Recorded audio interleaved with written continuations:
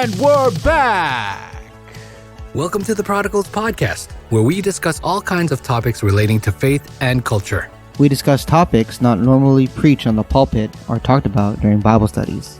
That is why we are here for you. It is our hope and our goal that through these discussions, people will be inspired to talk about issues that Christians go through in their daily walk with God. So without further ado, let's get to our discussion. Welcome to another episode.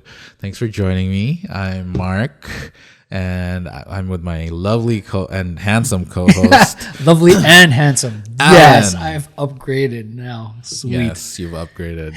It's not a lateral move anymore. Going back and forth. But yeah, Alan's here, and as we said before, Billy's not here. And today we just wanted to talk about, we wanted to have an easy topic to start because we gotta get the juices flowing once again after a huge hiatus. But so we're just gonna pretty much like a list episode kind of thing. Sure. We wanted to talk about what we think the church should be talking about more. So yes. Okay.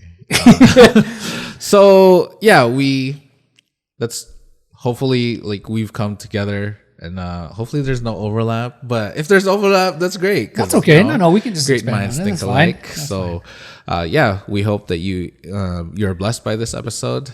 So this is our Table Talks episode. Dun-dun-dun-dun. So our tagline is Our ethos, really. We discuss things not preached on the pulpit or talked about during Bible studies. Yes. But ideally, the church. They should just play our podcast. Just in the middle, just okay, for our sermon, for our message for today, this is pod. Especially now that we have video. So There you go.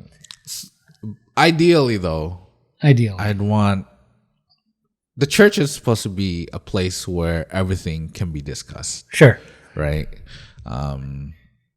Although maybe not Song of Solomon. but I think that would be There's really interesting. an That would be appropriate- that would be a really interesting sort of series. I just don't know how many pastors and preachers are really comfortable of experts pulling on pulling that off. Mark Driscoll was. We're not gonna bring Mark Driscoll into this, man. Yeah. So as you were saying, it's not really comfortable.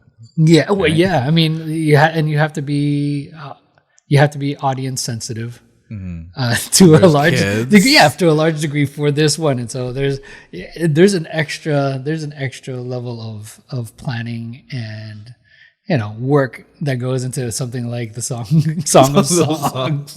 Songs of songs. Although, maybe it can work when your church has different services for different demographic.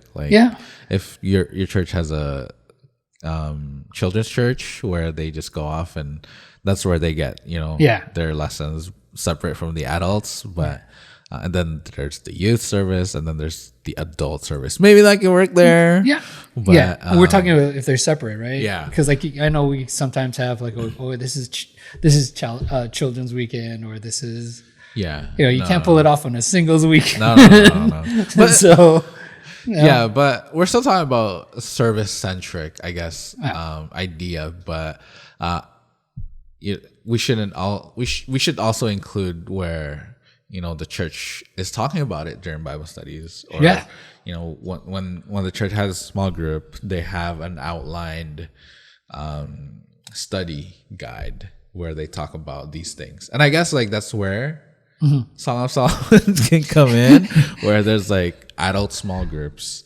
There's a month or 2 months where adults can focus on that part of the scripture. Sure. That delves into marriage and love. Because bringing it up, that part is one that we don't talk about, just because maybe it's a little bit better, easier nowadays, but definitely in the 80s, 70s, 60s, that was taboo. You don't bring stuff like that into a church. Yeah. The holiness of the church and Yeah, the sanctuary yeah. with stuff that is, there are times where you think of it as not, as defiling to certain descent, to certain to a certain level. So you keep that away. But yeah, I mean, it's important, especially now, I would think. Right? Yeah. So certain topics have not been talked about in church, as going back into the intro. Oh, yeah. And so, yeah, look, we just want to, I guess, share ideas of what each of us think, like maybe the church should talk about more, whether in the service or in like separate small groups settings or Bible studies. So, yeah, let's go alternate. Okay. Go. So what? Okay, so I'll go first. I think like this is a big one. Is a lot of people are calling for this, and it's pretty obvious, but and it's been talked about, but in a negative light. So I think they should be talking about more in a positive light. Social justice. Okay. Okay. And as I said before, right? Like I went on a rant and episodes ago, I forgot which episode, but when I said like the gospel has become a crutch in terms of ignoring other aspects of the faith and other responsibilities that Christians have and have been told by Christ to do. And we just say, oh, just preach the gospel or preach God's love, or all you need to do is preach Jesus. Like, okay, preach Jesus, but there are also other things that, stems from preaching Jesus. Sure. And I think that's a big part of that is social justice. And I say this because like there's just like so many churches where if you suddenly if you are for social justice, then you're labeled as woke, and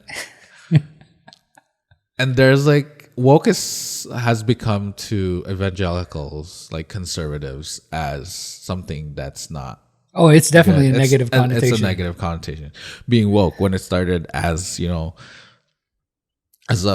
started in I think the African American culture, okay, where they start saying woke, and that means like someone who's more enlightened and someone who's more aware of what's happening, right? And so evangelicals and conservatives have hijacked that term into something negative. So I think social justice is really important, and I think Jesus says it in Luke 4:18 when he says, "The Spirit of the Lord is upon me because he has anointed me to proclaim good news to the poor. He has sent me to proclaim liberty to the captives and recovering of sight to the blind, to set at liberty those who are oppressed, to proclaim the year of the Lord's favor." So, yeah, like I believe that, that social justice is really important. And there's a lot of, the Old Testament is, interwoven with social justice. Right? Yeah. You can't read a minor or major prophet without coming into it, coming into themes of social justice. Sure. And like, Israel or Judah, they were, taking advantage of the slaves, Sure. or they weren't, the slaves were supposed to be let go after 6 years of service. Yeah. On the 7th year, they're free. Yeah. Even though the debts that they were set to pay have not been paid in full. After the 6th year, Yeah. they're let supposed go. to, yeah. Even though their debts haven't been paid in full. And then there's, sexual immorality, taking advantage of, the poor, Yeah. not letting in the stranger or immigrants. Yeah. And there, even like in Exodus and Leviticus, Numbers, the Pentateuch, the Torah, there's a lot of things that that mentions like going out of your way to make sure that your neighbor is taken care of. Sure. And any oppression that you're supposed to take care of that. Yeah. Yeah. Even though, like we have, in our denomination, like being SDA, we're big on tithing, right? 10%. But,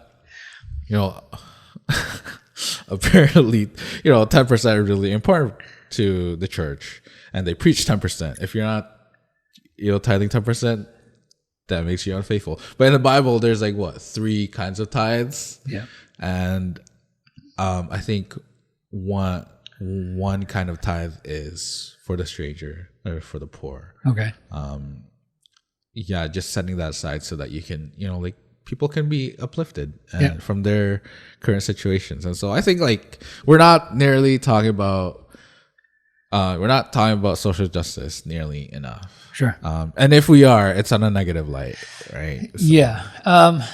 You can't have the excuse that there isn't any biblical foundation for it. It's lots, as you were saying, in the Old Testament, in the Mosaic laws, in the New Testament, where they have to bring in sort of like the donation, split it up, have specific people dealing that out to the widows and orphans. And we've said this many times, that God has a particular affinity for widows and orphans, children, and those that are disenfranchised, because he understands, right, when people are whatever. In fact, he calls out to the Israelites, like, hey, remember the people that aren't from your group, because you were kind of like that in Egypt, right? When I took you out, you got these benefits, so share them with others. And so you can't say that there isn't a biblical notion for it.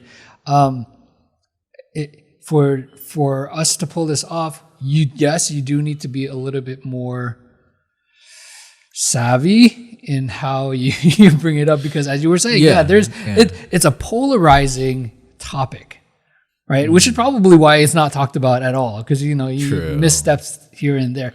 But that doesn't mean that it shouldn't be talked about. It shouldn't be preached, because if it's in the Bible and God asks us to pay attention to that, right, that should be worthy of consideration to preach that, right? To speak that into people's lives, into the Christian church, right? As something that we should be thinking of, that we should be not planning, but being prepared for situations where God puts us in to benefit, to help others that are less fortunate than us, that are in compromising situations.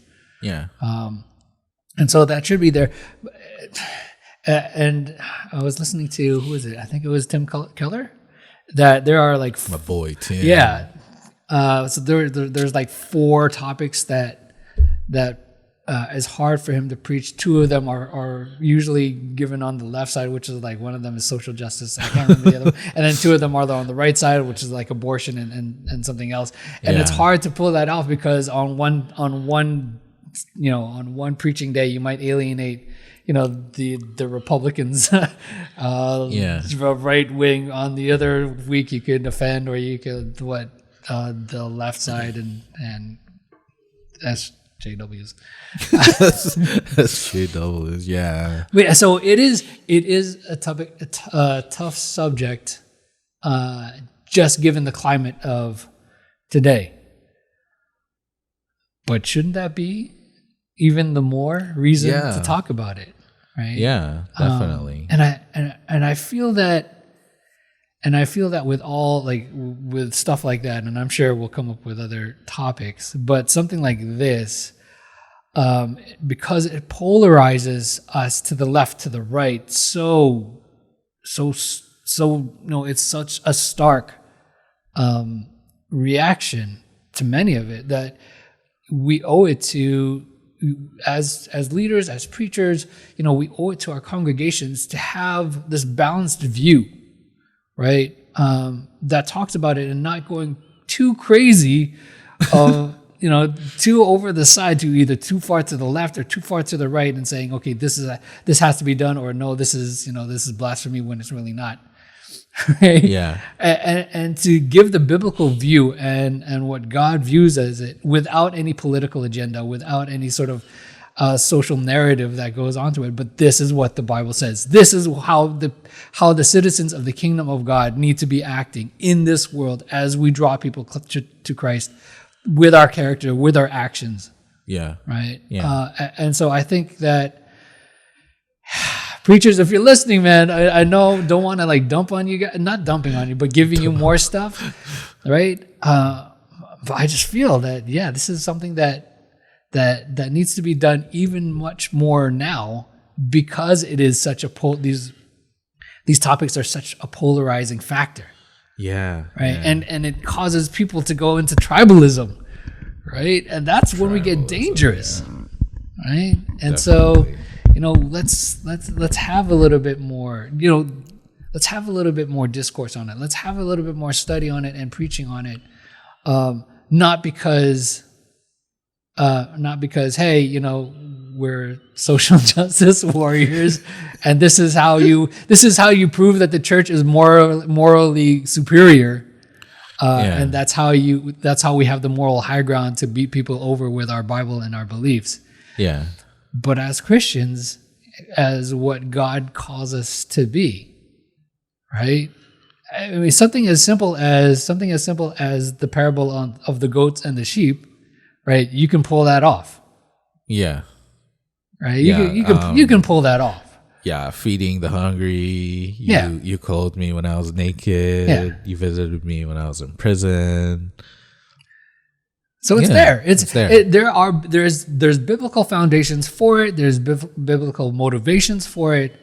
And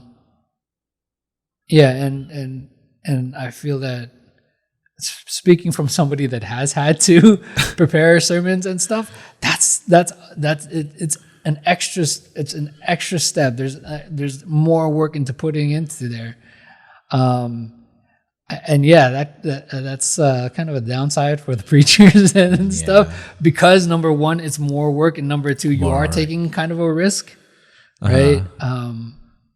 But if that's what we're called to do, we speak truth, right?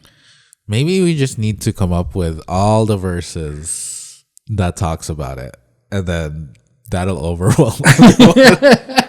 just so we're just gonna run through it bit by bit. Here's the 20 top. Half of Exodus talks about it. Half Here are of the 20 Leviticus verses, the talks about 20 it. passages that talks about caring for those that are having trouble caring for themselves. Yeah.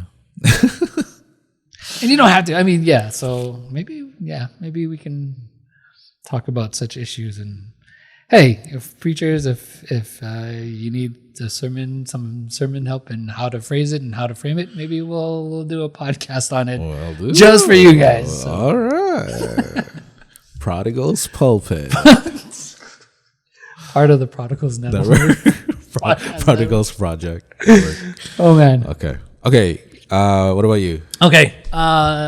This is a topic, and I understand why it's not talked about a lot, because as pastors, as preachers, as leaders, most of us, I want to say 95, maybe 98% of us aren't really qualified to talk about it, but mental illness is a huge thing. Oh, yeah. I have that too. Hey. So that's something that I think needs to be talked about, particularly in the North American Western Christian church, because it is a big thing for us. It is a thing for us, as much as we maybe, especially from an ethnic background and coming from ethnic churches. It's something that isn't given much credence to.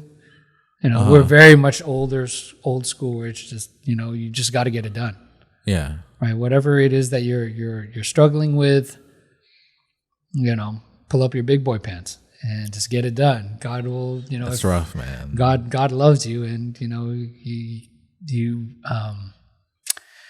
you lean on His promises, that'll get you through. And yeah, I'm not saying that it doesn't, but there is a time and a place. There are situations where that is something that needs to be addressed for everybody. And so talking whether to a congregation that you might have people that are there in it, that are struggling with, or just something as simple as not necessarily in terms of having workshopping it, but definitely something that, that gives our members tools to handle it when somebody that we come across is struggling with mental issues, right? Or just having a tough time, right? And their emotions are, flying all over the place. And sometimes it just means, and who said it? But somebody called it the ministry of presence, just to be there. To be there, yeah. And not say stuff, right? Yeah. And not having your back pocket ready to pull out, ready to fling out, versus to say, flee. This is how, why you shouldn't be feeling this way and that you should be happy.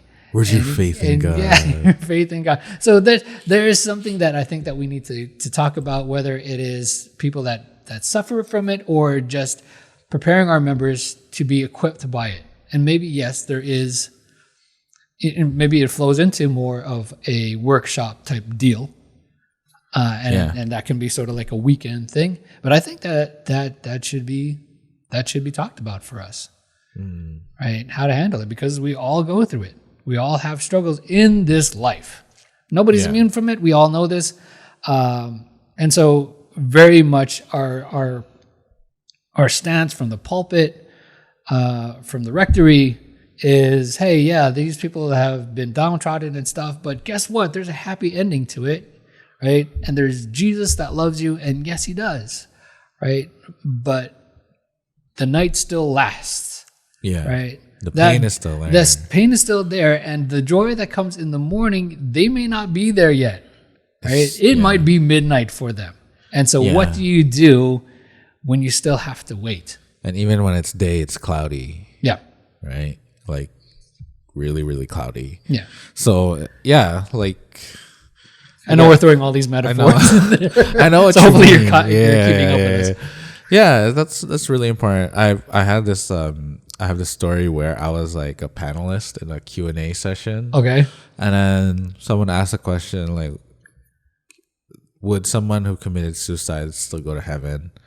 And that led us to, talking about mental health. Like, we can never be sure. That's only God's, only God knows a person's heart, what they're going through. And you can never know. And it's not our place to tell or to judge whether they'll go to heaven or not. And that led us to mental health, and we're talking about mental health, and the panelists were good, like all solid in terms of the mental health aspect, and we should do as a church do more as a ministry to them, and to be more present with them. And then someone is just like, you know what? From the crowd, just like someone raised their hands, like, you're just sad. And I'm like, no. Like, Jesus lifts your sadness. And when you recognize that you're just sad, Jesus will lift it away off of you. And I'm like, no, it's not. No, it's not that. It's not as easy as that. And like, imagine because it was a youth program, and it was like a parent who said that. Like, imagine that's why like the youth don't, the younger people don't want to talk to their parents, because the parents just shrug it off, right? Sure. And just make these sweeping statements like, oh, just trust in God, or just pray it away, just pray more and more, and without providing, real steps for them to get better. Yeah. Real tangible, clinical steps for them to get better. Sure. So, and,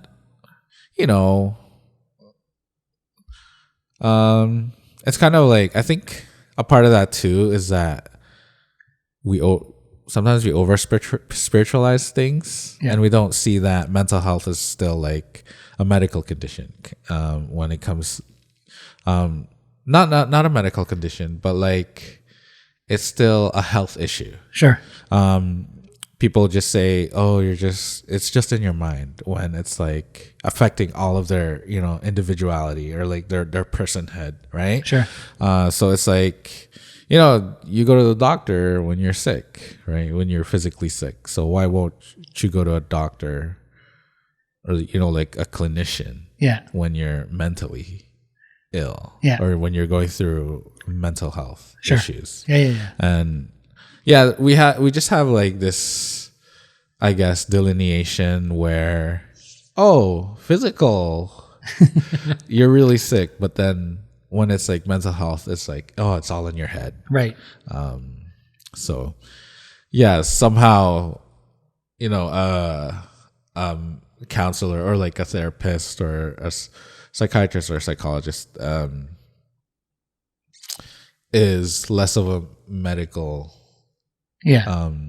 personnel than an MD, or a nurse. So it's just, I think we need to talk about it more. And I think as you were saying, like pastors are not well equipped, and not too many pastors are well equipped. I know some pastors that are, but look online, like maybe there are Christian counselors everywhere, right? Like in the city of Toronto, you can look, and maybe they're willing to speak to your congregation. Sure. Maybe they can come on a weekend and have a seminar. You don't have to do everything as a pastor, and that's good news, right? That's good news. You can delegate something. Yeah. So if you're listening to this and you're not the pastor, please don't put it on the pastor. Exactly. There are people specifically trained to deal with mental health, and they know they're more of experts than pastors are. And use them. They're a gift from God. So they're just like your pastor is trained in the interpretation of scriptures, hopefully, or preaching, right? Mental health, therapists and counselors are trained in dealing with people who are going through mental health issues. So use those people, right? You might have one in your congregation. Use them. Yeah. If anything, just to have strategies, if you're faced with it, or you're being, you find yourself in a situation where you are, right? And it doesn't necessarily have to be like the pastor preaching on it. Although, hey, if you're a pastor and you're thinking, where am I going to get the biblical basis for it? Look at Elijah, right? That's a pretty good foundational for whatever, because Elijah was, when he was suicidal to a large degree, right? The approach that God had with him was a holistic approach. Not only was it just, not only was there a talking aspect of it and just sort of letting him talk, but he fed him. So there's a physical aspect of it. There's a spiritual aspect of it. There's an encounter that's there. And so Elijah is a good place for you to start. Not a lot of things happen with Job, but even though he does sort of, he would be that person. But there is there. And it doesn't necessarily have to be preached on. Could be a sort of like an interview type style. Yeah. Right. So you bring afternoon service. Yeah, because for somebody that is a mental health expert that isn't trained how to speak in front of people, maybe it's a little bit more. It'll be a little bit more clinical in how they present the information, and so maybe you bring your own sort of thing to it, so it's a lot more conversational and easier to follow, or you can do it during Sunday school, or for us it's Sabbath school. Right. Not everything has to be like a deep dive into Ezekiel and what it means to what are the winged ones, wheel within a wheel, stuff like that.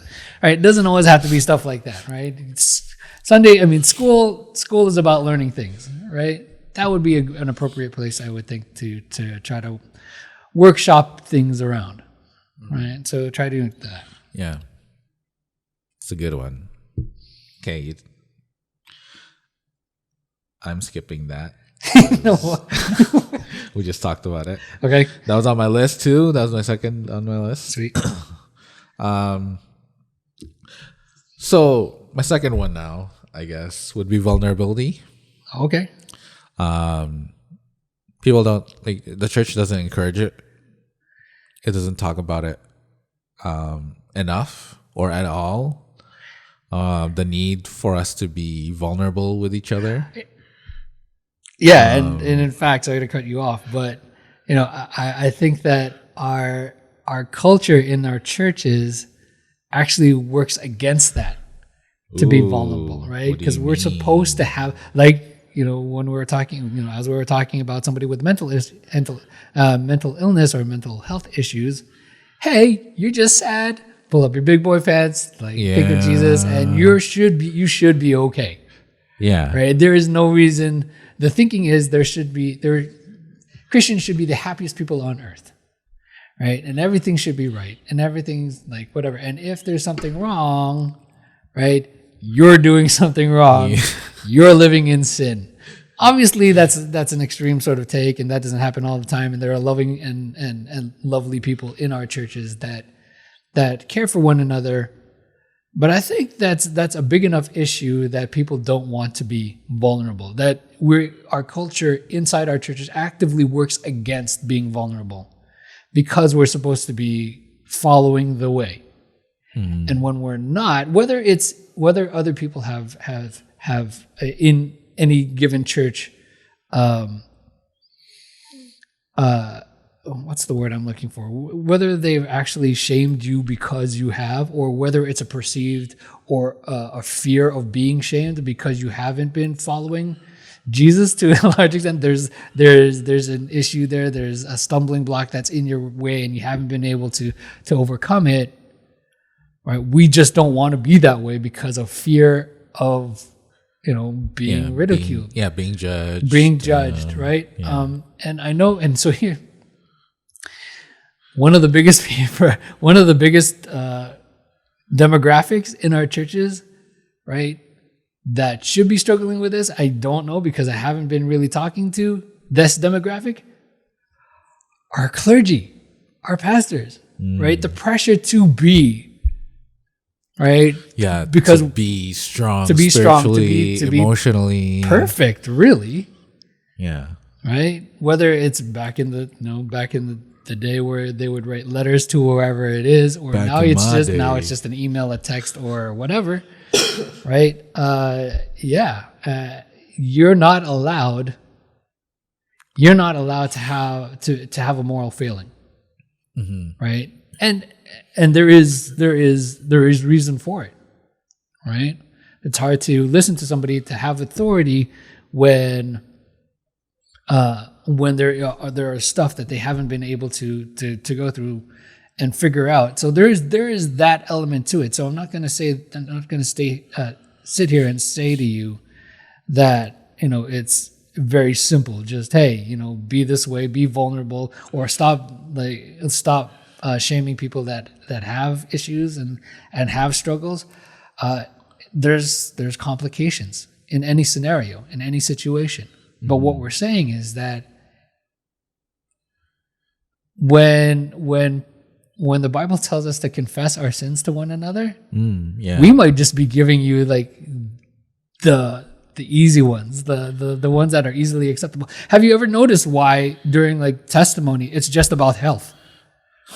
Because that's not a moral failing. It's either health or sometimes finances. even in money, right? Sometimes they don't do it because maybe you're not a good steward of your own money, right? And somebody will like whatever. But even that, none of them talks about any kind of moral failings that they struggle with. Yeah. Right. It's always about health. It's always about, hey, yeah, this accident happened and we were really down and we couldn't pay the bills, and then bam, we prayed. Bam. and a letter showed up, and a bank made a mistake, and I got like an extra $500 to pay my 2 zeros. Right, and so the idea of being vulnerable is a scary thing for a Christian in a church. Yes, because of the presence of gossip. Right? Yeah, or like being judged, and and I think it's hard. That's why we should talk about it more. Yeah. In fact, like that's if ever I'm asked again to preach. No, I'm just joking. When I said Prodigal's Pulpit, I actually have an idea that like once a month, like we release, sermons. Wow. Okay. Like online. Okay. I'm actually working on this message of vulnerability and the importance of it. Like Jesus was so vulnerable, right? David was so vulnerable. And like Elijah, he goes to God, it's like, kill me now or whatever. There's like all these huge and great characters in the Bible. A lot of them were, they exemplified vulnerability. They wrote songs, and they sang, and they went to God, and they went to their friends. Jonathan and David, they're so vulnerable with each other, to the point that people think, they loved each other in like a sort of like homosexual way. Okay. Because they're just like so vulnerable with each other in that way, and telling them, it's like so emotionally available to each other. Yeah.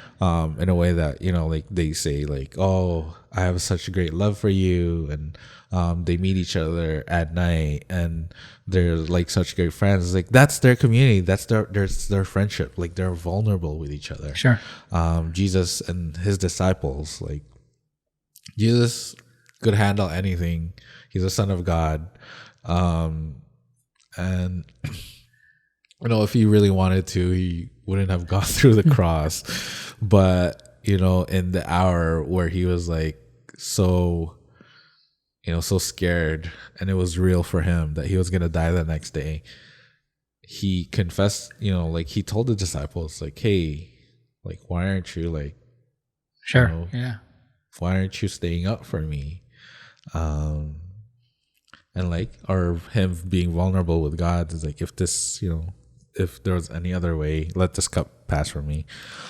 Yeah, so it's just like so many things where, you want to learn how to be a Christian. Like a part of it is to live in a community where everyone is just emotionally available and vulnerable with each other. And I forgot who said this, but like they said that a congregation that has is willing to be open with each other is more healthy, and they lack gossip, and it's more encouraging, and everyone's more encouraged to share, because the more people that share, the more people are inspired, and there's less judgment. Whereas if you're a church where there's some sort of like facade or like secrecy, a spirit of privateness or privacy, then there's more room for people to gossip. Sure. And there's more tendency for people to like judge and be harsh because but once okay, this is not, this shouldn't be the motivation, but like if you just bear yourself out there, like, and yes, expose yourself in a way where there's nothing that can be talked about. It's like, right? Like, I mean, like, yeah, sure, there'll be the people that have a real problem, a sinful problem, gossiping, that's going to be talking about you. But it's just like, it starts with leadership, right? So leaders like be more vulnerable, and hopefully your congregants will follow. Sure. And maybe you're not as, maybe you have churches where they don't want to go that far, that fast. That's sort of the ideal you want to get to. Maybe you just kind of take it in baby steps and preach about small groups and a place where you can be safe there and so if you the listener have a wonderful small group where you trust the people that are around there and they're there to support you and not to judge you and to just be there when you need somebody to be there.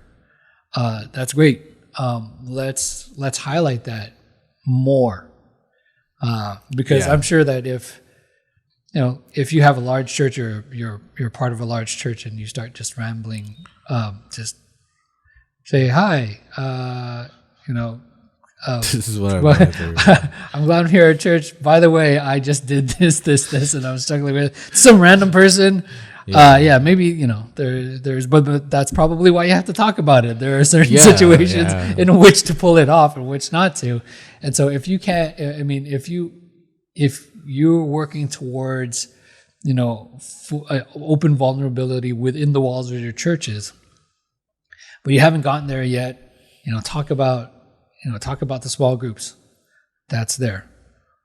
Talk about that being a safe space to be able to get support and, by a small, and for something like that, that's probably even the best way to go because you have people that are involved and into people's lives over there. And so, but I absolutely agree with you that when we aren't vulnerable, it invites a whole lot of problems, not counting just, gossip, but hypocrisy, a sense of like a moral superiority just to fake it while you make it, or as somebody said, being naked while you make it. Just wow. It's hilarious. Yeah, that's gonna. I'm trying to work that in. I'm trying to work that into a sermon somewhere, right? Right. So it invites a whole lot of things, and so I think that vulnerability needs to be talked about as well. Mm-hmm. So there you go. So my next one, and I feel this is especially more on denominations, not specifically. Well, yes, I guess as well as Adventism, but we don't talk a whole lot about the dark side, right? The other side, the adversary, the Satan that's there. Yes, we have in our denomination we have our evangelistic series, the dragon, right? The dragon, the prophecies and stuff, and that's prostitutes. That's almost like where it is, and I'm not saying that there's a real danger in fear mongering when you bring something like that. So it needs to be done in a very discreet way, in a very purposeful way. But I think that it's almost like when I watch videos, when I hear people talking that are skeptical about Christianity, it's only on God's side, right? It's only because there's God's fault in it and his shortcomings or the shortcomings of his people. And we have to understand there is still another side to this, right? That there is Satan, and we don't want to crutch on it, but it is a big piece of the puzzle of the human experience, why we're here. And so case in point, a lot of our teachers, our preachers, have a difficult time of answering the question, why does God let good things happen to bad people and bad things happen to good people, right? Sort of that common whatever. And for whatever reason, we shy away from, hey, there's a devil, right? There's Satan, and there's an involvement that he's there. He's not taking things lying down, right? And to bring him up and just not have us always focus on, whether God is being mean to me because he's not answering this, or like I'm going through this thing because God is whatever. We have to understand that. Okay, so Satan translated is the adversary, right? He's the accuser. The Bible also calls him, right? He's accusing you to God of the things that you've done. Yeah. And God has to balance that because he's the one that has to so he's trying to, what he needs to do with you specifically is to justify you without having to look like he's not just. Right? Yeah. And that's why Jesus is a huge thing. That's why Jesus is his mission here, his successful mission here on earth, right, is such the game breaker. It is. Right? Because he was just, and he also showed favor to us and justifying us without having to violate his his character and having to deal with Satan, right? And his accusations. Right. And so I would want us to not necessarily have to preach specifically on it. Like, we don't need a whole lot of sinners in the hands of an angry God type sermon. Right. Yeah. But to understand that there has to be some element to the things that we go through. Right. That there is a dark side that is actively working against you. That's actively trying to get you off your walk with God, walking towards God, walking with God. He's actively trying to distract you from that. And we have to acknowledge it. And I think that we've kind of pulled away from it.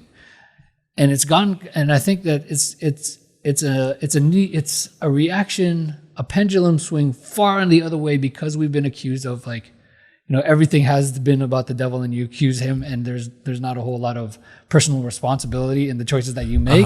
Yeah. Right. There's a danger in that. And so when we do something like that, we have to be concerted about it. We have to be intentional about how we bring it up, but we cannot ignore it. That's my sort of my thing on that. Yeah. I mean, I see that. And like one aspect of the way I see it is, it's just like the Bible, they blame God for every the writers because of the culture. Yeah. Blames God for everything that happens. Yeah. Right. I mean, that's because there's an element to right? it because nothing happens without him saying so. So technically, the buck stopping with him.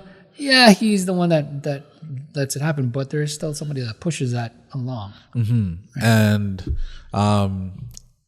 because other evangelicals, kind of rag on us when it comes to the Day of Atonement. Yeah. And I think the way that plays out and you saying they talk about God, but they don't talk about the evil forces enough, is that the way I see it is their interpretation of the characters in the Day of Atonement. Yeah. There's the sacrificial lamb, there's the priest, the high priest, and then there's the sin offering, Azazel. Yeah. Right. So we interpret it as, the sacrificial lamb is God, is Jesus. The priest, I think you can still. It's a weird kind of translation, or it's because it's just a Jesus, human, but now it's still Jesus. Yeah, and then their interpretation of Azazel is also Jesus. And that's why we get such a bad rap, because our the interpretation of the church is Azazel is the devil, right? As Satan. Yeah. And I see where they're coming from, and that sacrificial lamb is Jesus, and then the priest is also Jesus, and then Azazel can be still Jesus because he was this sin offering, and he was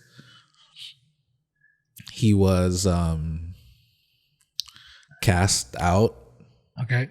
of heaven, and that's why like, you know, the lamb is taken by like a runner to like a very the sin offering is taken. Is he a sin offering? I think no, he's not a sin Azazel. Offering. He's something else. Like Azazel, is taken to the wilderness, where he has no chance of coming back to the camp, because if he comes back to the camp, and they also break his leg, right? Because if he comes back to the camp, that's like huge curse. And so I can see where that could be Jesus, because if Jesus comes back without dying and without like comes back to the sanctuary, without ever going through death, that's a big curse on the rest of humanity, because that means he didn't die for us. So I can see where that's coming from. But the way I see it is that kind of interpretation states that the Day of Atonement is over. When I see it, and like our church sees it as the Day of Atonement is still ongoing. And that's why the priest is still making sacrifice up there. And then Jesus made the sacrifice, which is over. And then in the future, it's still going on right now, because in the future, in Revelation, right, it says that the enemy will be cast out into the bottomless pit. And I believe that I also believe that the Day of Atonement is still going on, because you know the priest is still like going around somewhat. To say it in simpler terms, like he hasn't, the sacrifice is not over. And I think that's to put it plainly. But Jesus is still making sacrifices, like he's still making atonement up there. And so I think like, okay, we went on tangent, but the way that I see your point playing out is that they put put Jesus in all the characters, where the sin of the world at the end will be blamed on the devil, as Revelation said. All of it will be put on him. But like they just think that the sin of the world was put on Jesus, as but that's still true, but that's just like to take the wrath off of us. Okay, so a lot of that is like the theological aspect of it is very confusing for a lot of us, right? Even us preachers and teachers of the Bible, it's very confusing, right? Because we don't have all the answers. The way that if I'm gonna so let's try to just kind of wrap that part up. So there are stories in the Bible where, like, the one that I'm thinking of, which I preached on, was when Jehoshaphat and Ahab, right? They're going off to war, and God sends this spirit to him to like mess him up, right? And it's really Satan that comes in. Or when we're talking about Job, whatever, when God has his counsel, and Satan shows up, or if it's just the Garden of Eden, those are pretty much, that's it. Those three things. There's also Daniel. No, but what I'm saying is like we only relegate it to that when we talk about it, right? We don't, or the temptations. The three temptations in the wilderness. But there isn't a whole lot that's there after there, right? But I think that we need to show that there's a different side to it. Now, okay. Paul said it, like the devil is going around like a roaring lion. Right. And you need to have certain armor and to be able to deflect the darts that Satan throws at you, right? So there is an element to that. I think that we're underserving in the way that we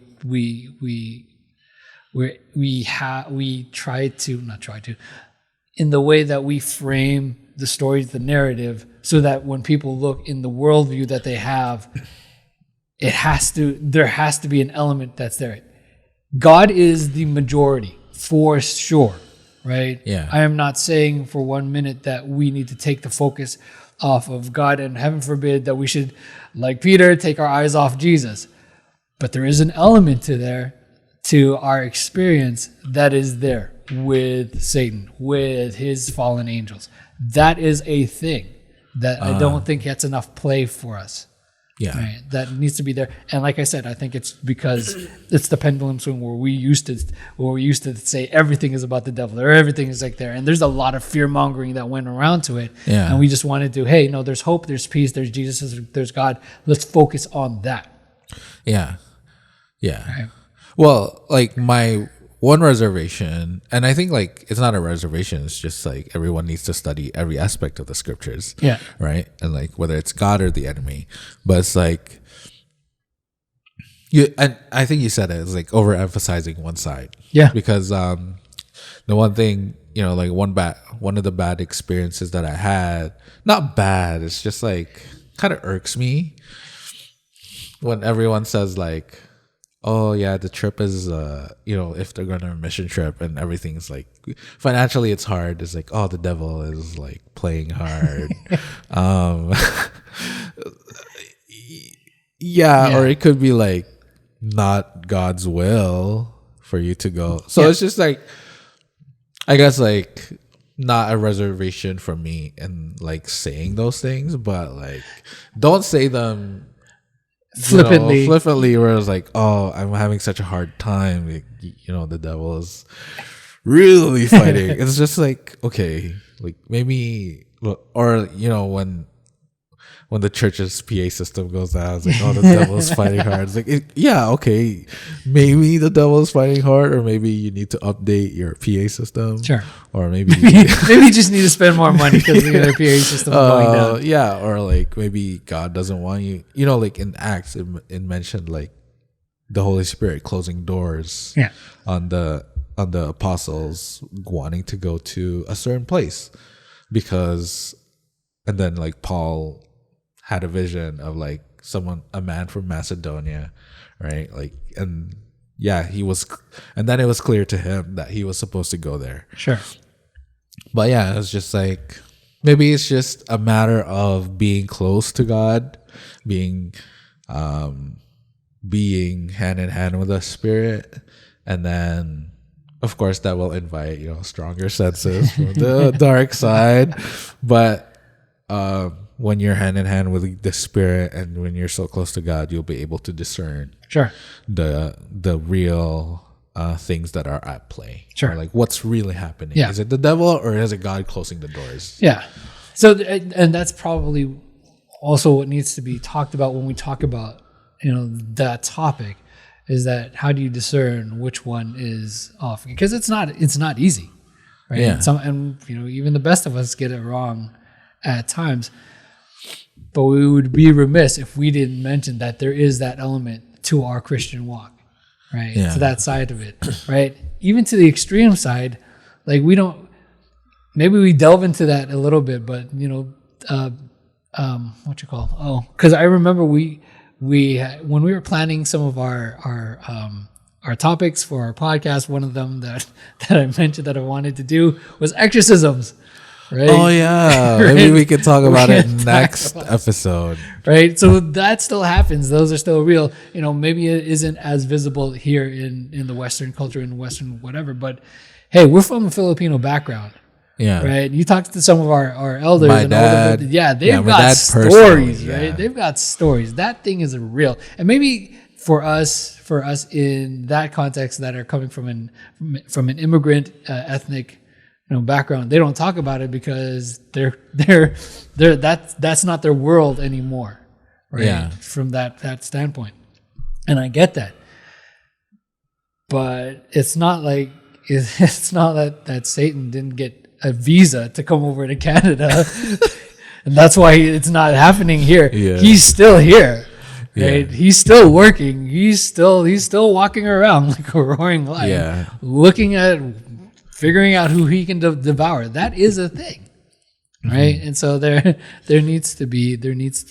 I think right? One of the reasons is that we're already distracted here. Yeah. Like, he's just sitting back. Yeah, that's the scary thing you need to talk about. Somebody was saying it, like, yeah, if you everything's all great with you, right, and you're fine, you better ask why, right? Because if you're a Christian and everything's perfect for you, what is that saying about your spiritual life that that the devil isn't coming after you? Yeah. Mm-hmm. Right. Yeah, So that's true. Preachers, hey, be judicious in how you bring it up, but bring it up. Right. Pick your battles, pick your spots, but bring it up. And if you're listening, as Mark was saying, please don't flippantly just say stuff, just to say stuff. No, okay. So I joke around though, right? When something happens, like there's like so my wife and I would be like, I don't know, maybe we're in the kitchen and something far off, nobody's there, it randomly falls off. I just automatically say, oh, it's the spirits.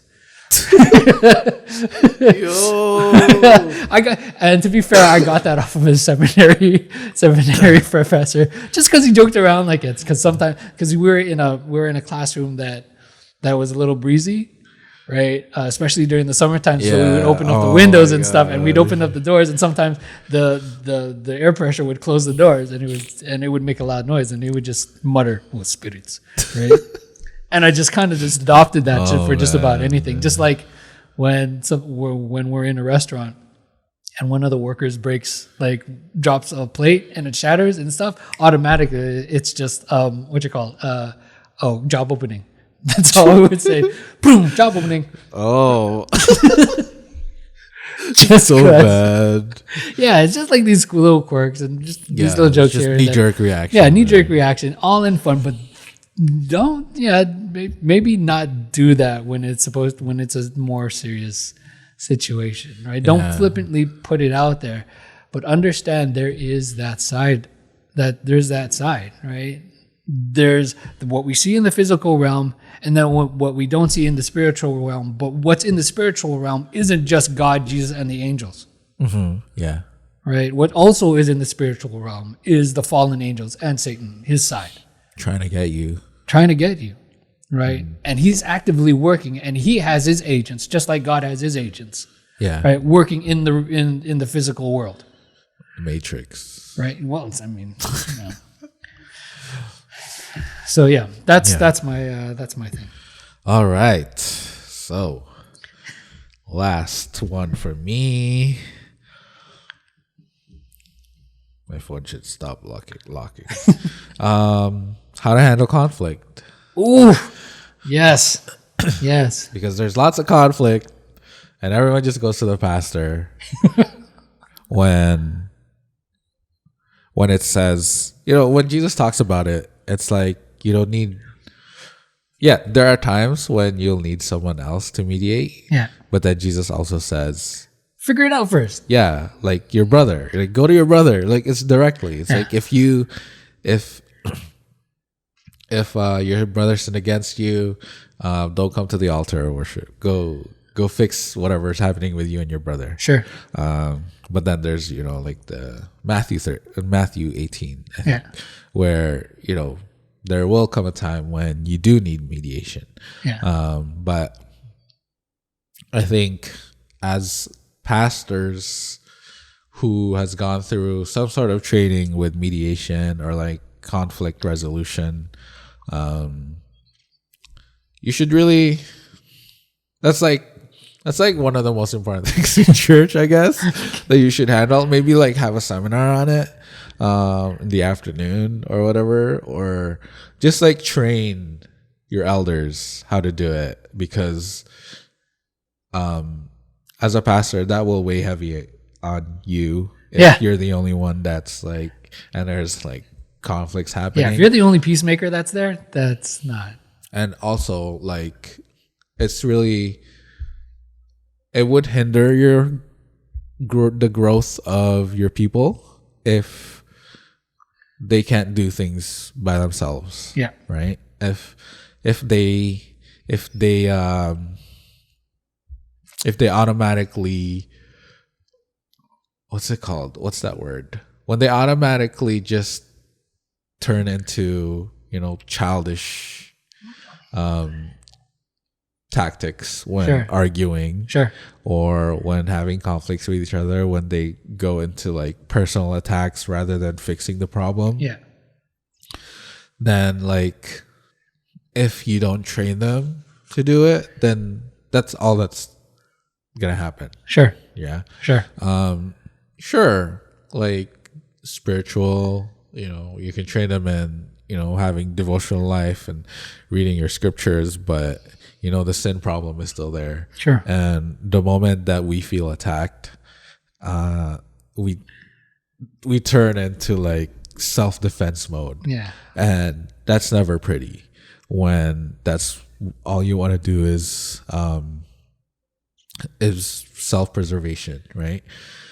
So yeah, I think like pastors should not handle, but like teach their congregation. First, train your elders how to do it, and maybe like have a seminar with your elders, and then teach the rest of your congregation, hey, when someone does you wrong or when there's some conflict, this is what you do. And then if all else fails, call me. Call the pastor. Call the elders, and then if that doesn't work, call me. I'm just joking with that last bit, but it's just like encouraging your congregation to grow in one more aspect of this, spiritual life. Sure. And Paul handled that too with the Philippians. What's her name? Euodia and Syntyche. Oh man. They had conflicts. But yeah, it's just we need to learn in the congregation level how to manage our conflicts with each other. Sure. Like what steps to take, like how we can approach someone who hurt us, and or if someone approached us when they feel hurt by us, like how should we react? Just like practical steps to avoiding a blowout, right? Yeah. So yeah, and to piggyback on that, since if I'm gonna do that, when we're talking about conflict resolution and how do you handle conflict, I think also as an adjunct to that, emotional maturity, right? Which is very much different from spiritual maturity, which we focus on a lot. yeah, Spiritual maturity is kind of like what we focus on in church, right? yeah, But in terms of getting along with each other, because we have to get along with each other, right? It's hard when you don't have the emotional maturity, to do stuff like conflict management and resolution. And getting into fights, as you were saying, like if somebody just all of a sudden, it's just one small little thing, and they start acting like a child, right? That the emotional EQ or the emotional quotient of that person is probably not where it needs to be, and I think we need to be talking about that as well to avoid such conflicts, right? On that, and I think we don't talk about that a whole lot because we just focus specifically on sanctification and that spiritual walk. Glorification, and making sure you're justified, and making sure that you don't hit, you're not committing the unpardonable sin, and all of that stuff is good. All of the spiritual maturity stuff is good, right? But as Jesus was telling us, you have to love one another. We have to get along with one another. We're living stones that are placed together because we have to make a building structure a temple. And that means you have to be together, right? You have to stick together. And it's hard to do that if people don't have the emotional maturity, when things come, right? Yeah. And so that, I think, is neglected for us a lot. We don't talk about it a lot. The emotional maturity and growing that emotional maturity, right? And not just focusing on the spiritual maturity aspect of it. Right? I think if I were to say anything, that's probably one of the underlying biggest factors of why we don't get along in church. Like we can't just say, okay, we don't want to talk about conflict management. We don't want to talk about how we get along because we'll just split church into that's how we put church plant. Right? No, man. Right? You can't say it that way. You can't do it that way. You can't have that kind of approach, right? This is what Jesus tells us. This is how people will know that we're from Him, right? That we love each other. We get along. You can't love each other too much when you like, or when you're fighting so much, and you have when you have bad feelings towards one another, right? So talk about spiritual maturity. Hey, talk about, even just something as simple as figuring out each other's love languages. So talk about love languages and understand what other people respond to and what they don't respond to. So maybe, you saying, oh, they didn't respond to because like I gave them a gift, when that's not their love language, right? And you're expecting like adoration from them, right? That might be your love language. That may not be them, their love languages. And if you feel slighted of it and you don't have the emotional maturity to handle that and figure that out, we're going to have conflict, and we need a peacemaker that's coming in, because apparently that's not going to be us, right? Even though we're called to be peacemakers, right? As a beatitude, right? Yeah. So yeah, and I think like you reminded me of one of my hot takes. One of my hot takes in the theological realm is that, sure, you can make a case that when Paul says your body is the temple of the Holy Spirit, is that it's talking about an individual's body, like physical body. Sure. But I think like the first, you can make a case, and we have made a case, but I think like the first application of that is loving each other.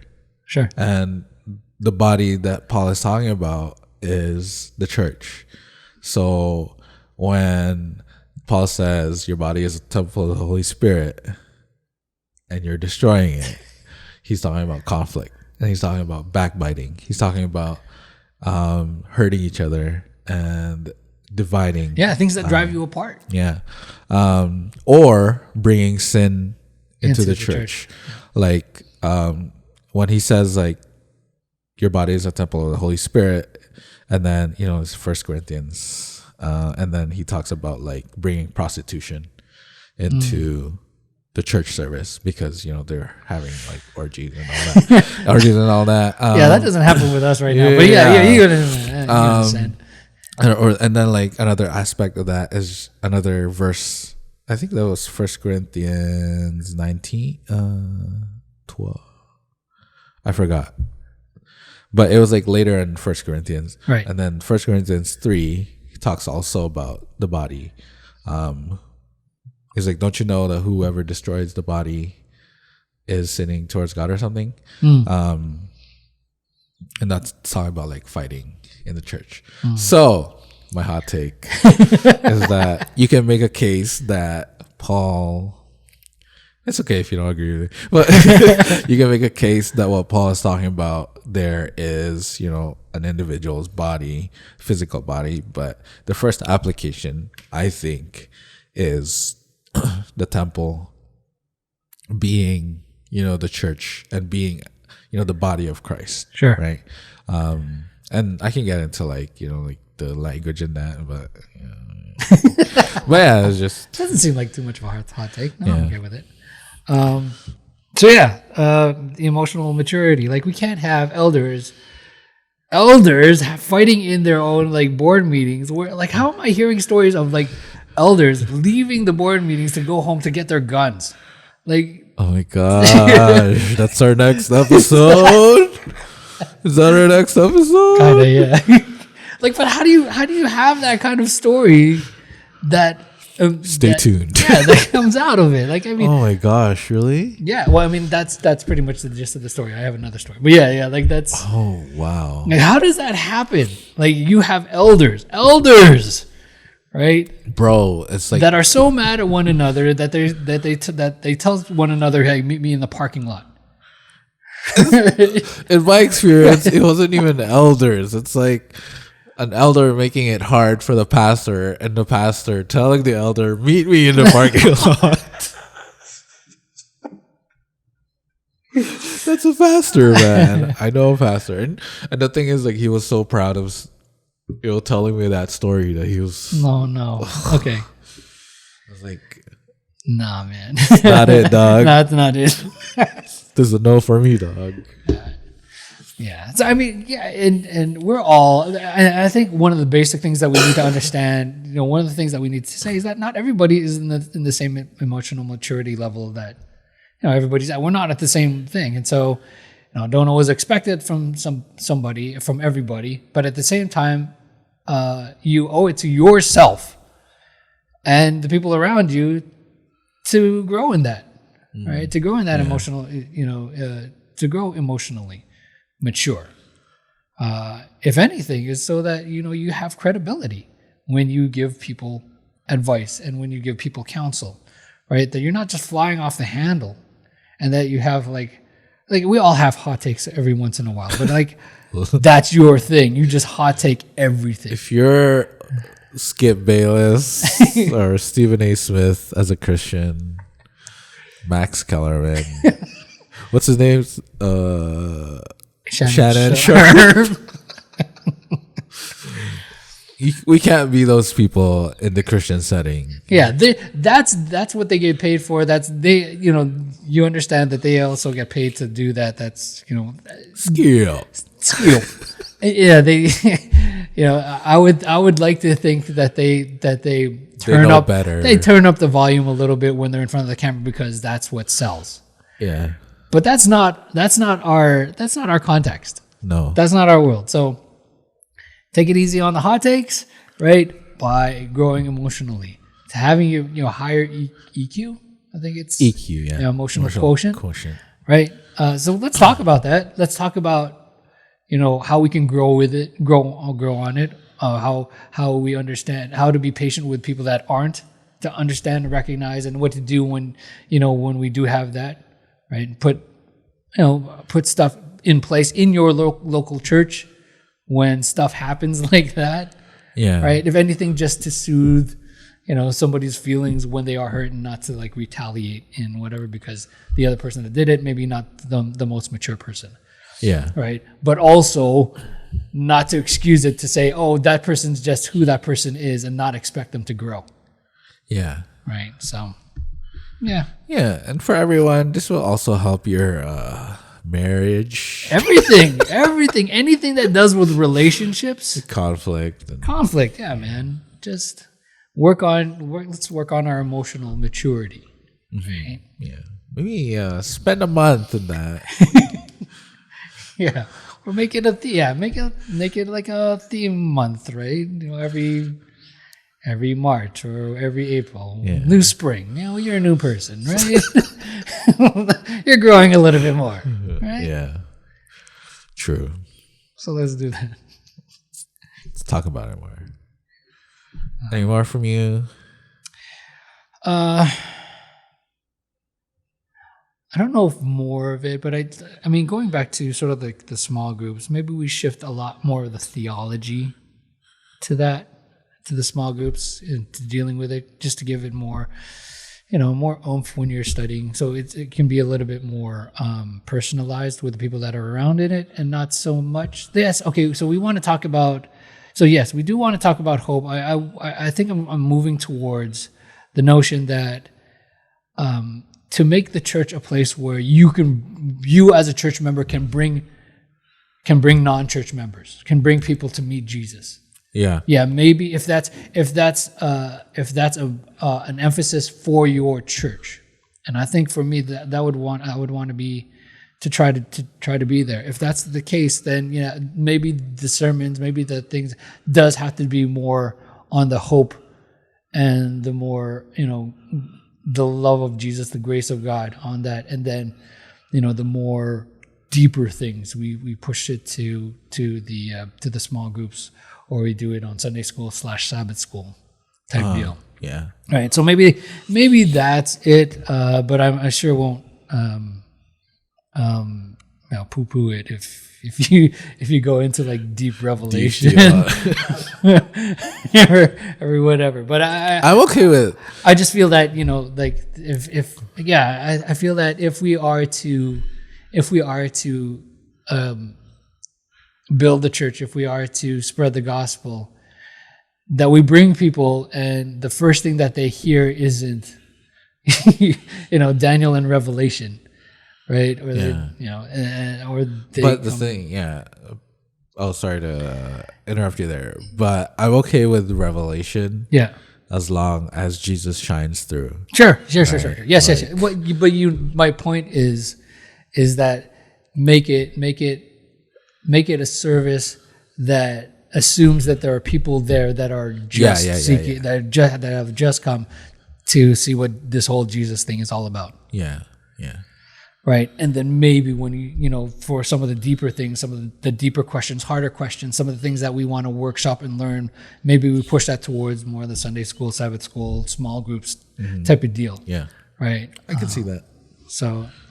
Yeah. Like I do agree with that. And if that's where your direction of your church is. And so, if you guys want to just stay within yourself and start to, do some of the deeper things within yours, and then branch out that way, then that's another way of doing it. I'm not gonna, begrudge you for that. That's the word I'm looking for. Begrudge. Yeah.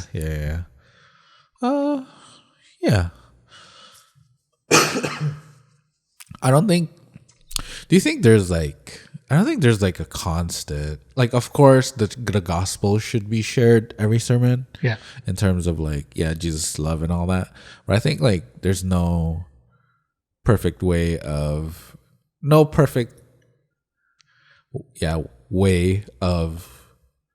starting it. I don't think it can be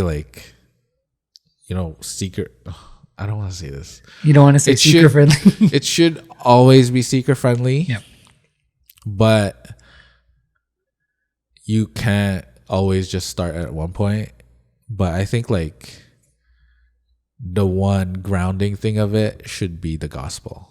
Right? Sure. And then just remind everyone, okay, we're doing this because the gospel, and then this is the gospel. Yeah. And then because in light of that, this is how we should live. Or because of the gospel, we have hope. Because of Jesus' death, there is life. Yeah. Because Jesus came, we can live in an abundant life. Sure. Abundant spiritually, not financially. But it's just, it's really hard to find that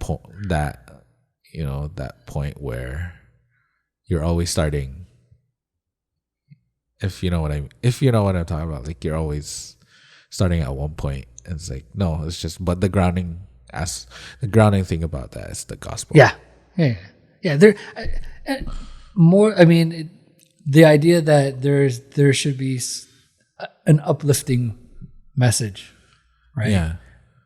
I think that if your church finds it that it wants to focus on people, focus on being a church that assumes that there are new people that are coming through that haven't been church, that doesn't know Jesus the way that he's supposed to be known. Maybe emphasize that more, right? The uplifting nature of the gospel, of the grace of God, and that's not to say that everything has to be great, right? That everything is perfect and stuff. In fact, you can't fully, and I've said this before, you can't fully appreciate grace without the juxtaposition of, what it is to be lost. Yeah. Right. And so to have that greater impact, you do need to talk about, the nature of us sort of being lost and us confused in this world and trying to figure out, what it is, to have this fallen nature, but also understand that there is a way, right? There is a hope that is there for you to escape, whatever predicament that you are on, because Jesus wants, wants to be with us. And so that's sort of my thing. Yeah. Yeah. And I think Jesus does give hope. Yeah. And Jesus is the hope in everything, right? There's just so many. Jesus is the spider web, the center of the web. And then there's so many. Yeah. You can always find your way back to him, right? You can always find your way back to the gospel. Yeah. Right. Yeah. And you can always find your way back to grace. Yeah. Right. Yeah. Even Revelation. Especially Revelation. Revelation is so beautiful. It's just that sometimes we turn it into like this America or like the Pope. I was like, no. Yeah. Like those things are debatable. The non-debatable things is all through the scary times, all through the end times, we have hope in Jesus. Sure. Jesus is there all throughout. And who knows? Yeah, the traditional SDA thing is like it's the Catholic Church, but or like America is the smaller beast, but who knows? Like we don't know. We can't say for certain. We can't say for certain, but one thing I know is that the one who will get us through all the tough times, all the Locust or the Apache helicopters, whatever the interpretation is whoever will get that. The one who will get us through all of those things is Jesus. And it's so beautiful reading the Revelation through that lens. Yeah. Even Daniel, right? Daniel's such a beautiful book. Yeah.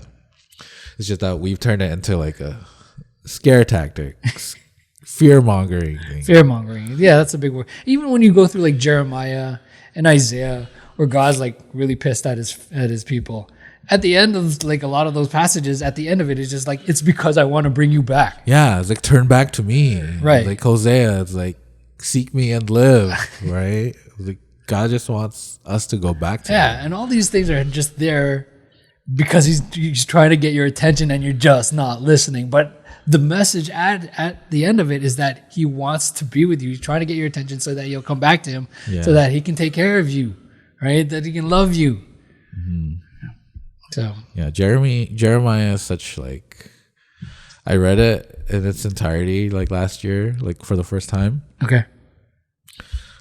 And it's like so beautiful. Like although like there's so much destruction, and God is just so mad all throughout, but you know, like there's I forgot the one verse, or like I forgot it word by word, but he's pretty much saying is like, I'll see you, like, because then God goes on about like, oh, you're such a disobedient bunch stiff neck, harlots, all those things, but at the end is like, I will see you as my child. Yeah. I will see you as a new creation. Sure. It's like all the things that he said, he just like erased if we just turned to him. Yeah. And so yeah. Jeremiah is such a beautiful book. I'm going through Ezekiel. Okay. that's not easy. Ezekiel's more heartbreaking. Yeah. And it's harder, definitely. But yeah. Yeah. I like it. And when you see Jesus through it all, like he's the word of God. He's the Bible. He's the center of it all. Yeah. Right. So, he's the hope for us. He's the one thing that we need to latch onto. Mm-hmm. Right. So cool. I think that brings us to the end of our discussion. Do you have any more? No. Yeah, that brings us to the end of our discussion, and maybe we can talk about this more during our small groups, or like, maybe we can implement this more. Like this was such a lovely discussion, something that really challenges me. I don't know about you, but it challenged me to implement some of these things, to talk about them more, and to maybe use our training in seminary or university to just teach the people that we've been entrusted with conflict resolution, or but yeah, like I'm not versed in mental health, so I'll find someone who is to maybe speak to us. But yeah, this has been a lovely discussion, and we hope that you're blessed. and that you learned something. And we're not here to criticize the church. We're here to hopefully, build, right? We want the church to be a beautiful picture, not just for us, but for the people who are watching us. That means like people who have not believed yet, and people who are outsiders who are seeking, people who were in the church but have left, who have gone through pain and hurt. We want the church to be this beautiful picture that God intended it to be. And so that's why we're talking about these things, and that's why we want the church to talk about more of these things, so that we can reach more people and be relevant to the people around us. Well, folks, that's all we have for you this week. We hope that you were blessed by our discussion. Let us know what you think. Send us a shout out on our socials at the handle at the Prodigals Project on Facebook, Twitter, and Instagram. If you like what you've been hearing, please like and subscribe. Also, leave a rating and review. It'll go a long way in helping us out. Stay blessed and stay faithful. And join us again next week for another episode of the Prodigals Podcast.